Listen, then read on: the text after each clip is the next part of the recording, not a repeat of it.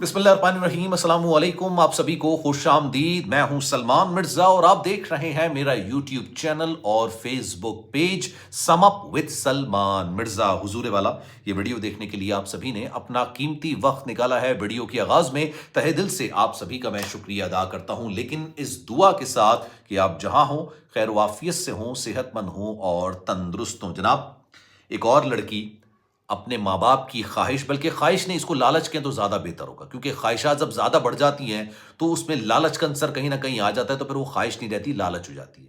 एक मासूम सी लड़की जिसकी उम्र अभी 18 साल ही हुई थी, वो अपने माँ बाप की लालच की भेंट चढ़ गई।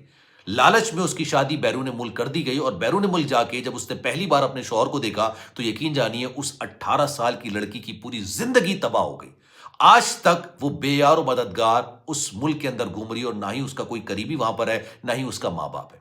हमारे मुल्क के जो हालात है ना, हमारे मुल्क की जो सिचुएशन चल रही है, हर माँ बाप की ये ख्वाहिश होती है और इसको मैं कोई गलत नहीं कहूंगा, लेकिन इस ख्वाहिश के चक्कर में अपनी आंखें बंद कर लेना और इसमें लालच के अंसर को लिया ना, उसका इतना भयानक अंजाम होता है जो इस जनूबी पंजाब से ताल्लुक रखने वाली सफिया नामी लड़की के साथ हुआ।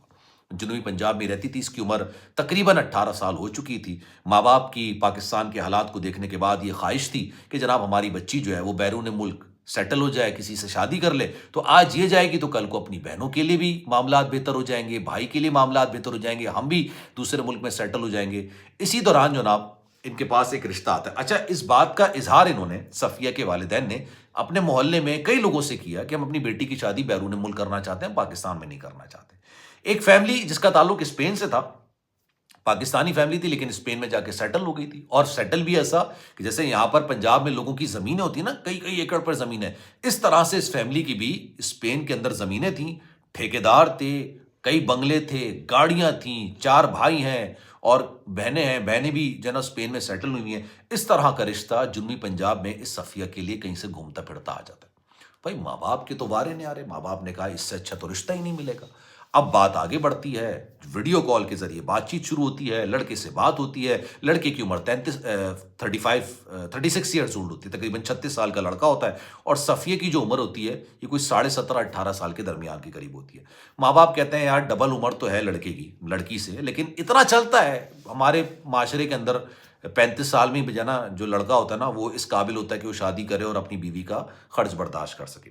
माँ बाप कहते हैं चलो ठीक है। अच्छा, फिर वो लड़के वालों को ये इसरार करते हैं कि आपके पास तो पैसे की कमी नहीं है, आपके पास तो बेतहाशा पैसा है, अंधा पैसा है, तो आप एक काम करें पाकिस्तान आ जाए, यहां पर धूमधाम से शादी करते हैं, उसके बाद हमारी बेटी को ले जाएगा। लड़के वाले लॉजिकली खेलते हैं। लड़के वाले कहते हैं कि जनाब हम आ तो जाएं, शादी भी कर दें, लेकिन जब तक हम वापस नहीं आएंगे, इस लड़की के पेपर नहीं बनेंगे, तब तक ये लड़की जो है ना यहां पर नहीं आ सकती, यानी स्पेन में नहीं आ सकती। तो हमारा आना फजूल हो जाएगा, मतलब बेकार हो जाएगा, सिर्फ शादी के लिए आए ये सही नहीं होगा, हमारा यहाँ कारोबार है। तो लड़के से जब फोन पर बात होती है तो लड़का लीस्ट इंटरेस्टेड होता है सारे मामलात के अंदर, लेकिन माँ बाप की आंखों पर तो डॉलर की चादर चढ़ी हुई होती है, उनको कुछ नजर ही नहीं आ रहा होता। उन्होंने डॉलर के चश्मे पहने होते हैं, उनको बच्चे का इंटरेस्ट ही नजर नहीं आ रहा होता कि ये शादी करना भी चाहता है या अपने माँ बाप के जोर जबरदस्ती पर ये शादी कर रहा है। लेकिन खैर वीडियो कॉल के जरिए दोनों का निकाह हो जाता है। निकाह होने के बाद सफिया के पेपर्स बनते हैं, स्पेन में मामला चला जाता है, वहां पर पेपर बनते हैं, इसका वीजा आता है, और उसके बाद फिर सफिया को जनाब वो यहां से रुखसत कर दिया जाता है, उसकी रुखसती हो जाती है। मजे की बात यह है कि उसके ससुराल में से कोई भी उसको लेने के लिए पाकिस्तान नहीं आता। इसको कहते हैं कि आप जहाज में बिठा दें, हम यहां से रिसीव कर लेंगे। स्पेन पहुंचती है, घर में आती है, घर बड़ा शानदार महल जैसा घर होता है।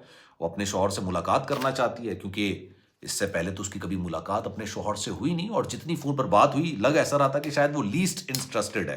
तो उनको लगा कि शायद मैं एक जुनूबी पंजाब के छोटे घर से ताल्लुक रखती हूँ, तो शायद इस वजह से थोड़ा सा कम्युनिकेशन गैप आ रहा है। लेकिन यहाँ पर सफ़ी और उसके घर वाले पूरे खानदान को, पूरे मोहल्ले वालों को, दूर दूर तक लोगों को ये बात बता चुके थे कि भाई हमारी बेटी तो बैरून मुल्क जा रही है और अब हमारी दीगर बेटियां बेटे सब चले जाएंगे, हम भी चले जाएंगे, सेटल हो जाएंगे, और उसके बाद अल्लाह अल्लाह खैर से अल्लाह जिस जो चाहते थे वो हम पूरा हो रहा है। अब ये लड़की उस घर के अंदर पहुंचती है तो सामने जो सोफा होता है ना, वहां पे इसका शौहर बैठा हुआ होता है। मुलाकात होती है, अलैक सलैक सलाम दुआ होती है। उसके बाद जो है ना लड़की को घर घुमाने के लिए थोड़ा इधर उधर लेके जाते हैं, लड़के को फिर बेडरूम में चला जाता है लड़का। अच्छा ठीक है, लड़की आती है दोबारा बेडरूम में जाती है। बेडरूम के अंदर जो इनकी पहली रात होती है शादी के बाद, उस रात को इस पर ऐसी क़यामत टूटती है। 18 साल की लड़की जिसके पास पूरी जिंदगी पड़ी हुई है, اس کی نئی زندگی کا آغاز صرف دھوکے کی بنیاد پر ہوتا ہے۔ لڑکا یہ کہتا ہے کہ جناب میں نہ صرف ایک پیر سے بلکہ ایک ہاتھ سے بھی معذور ہوں، اور یہ معذوری کسی ایکسیڈنٹ یا کسی حادثے کا نتیجہ نہیں ہے۔ یہ معذوری مجھے بچپن سے ہے۔ میں شادی نہیں کرنا چاہتا تھا کیونکہ میں شادی کے لائق ہی نہیں ہوں۔ یہ بات وہ اپنی بیوی کو بتاتا ہے کہ میں شادی کے لائق ہی نہیں ہوں، میں ازدواجی ضروریات کو پورا نہیں کر سکتا۔ یہ بات وہ اپنی بیوی کو اپنی پہلی رات پر بیان کر رہا ہوتا ہے۔ سوچئے صفیہ پر کیا گزری ہوگی۔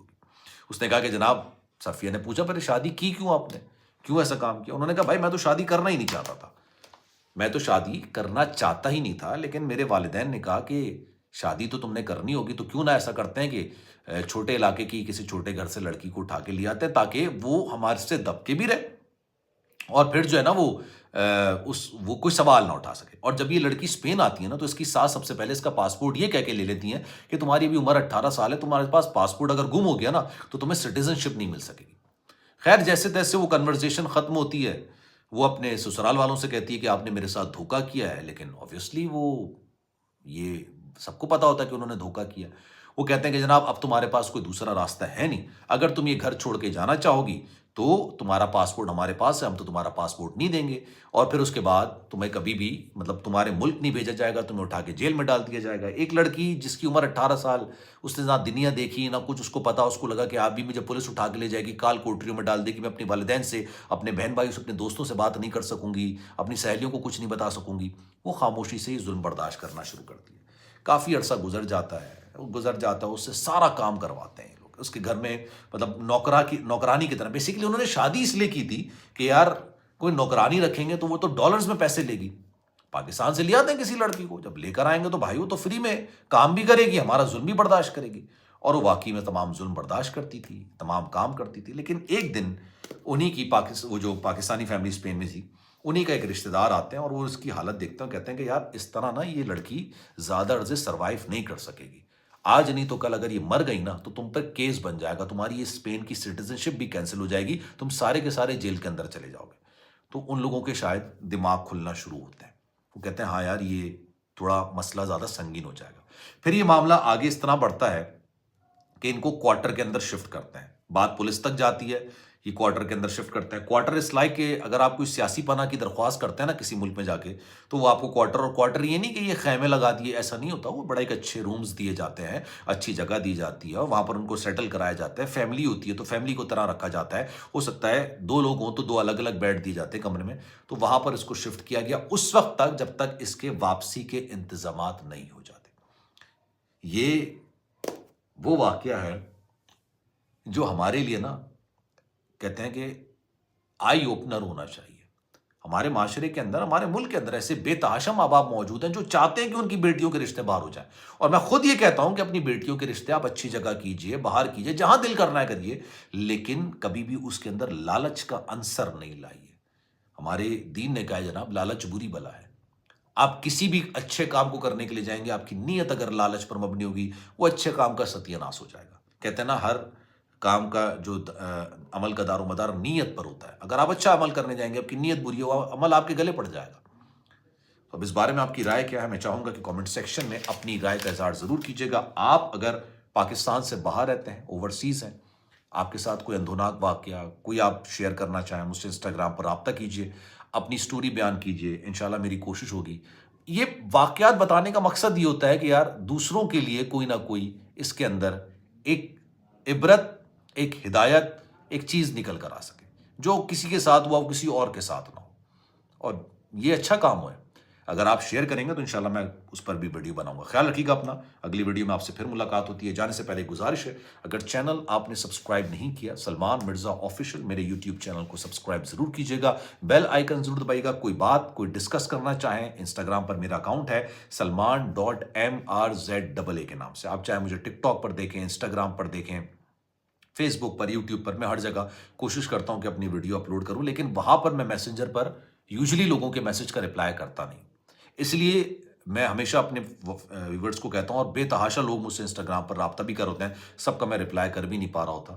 تو اگر آپ اپنی کوئی سٹوری، کوئی واقعہ مجھ سے شیئر کرنا چاہیں گے، آپ انسٹاگرام پر میسج کیجئے، وائس نوٹ کرنا چاہیں وائس نوٹ کیجئے، جو آپ بیان کریں گے آپ کا نام صیغہ راز میں رکھ کے میری کوشش ہوگی کہ آپ کے ساتھ جو واقعہ ہوا ہے، جو اندھوناک واقعہ، جو ایک بیڈ ایکسپیرینس ہوا ہے وہ کسی اور کے ساتھ ہو. خیال رکھیے گا اپنا. انشاءاللہ اگلی ویڈیو میں ملاقات ہوتی ہے. اللہ حافظ.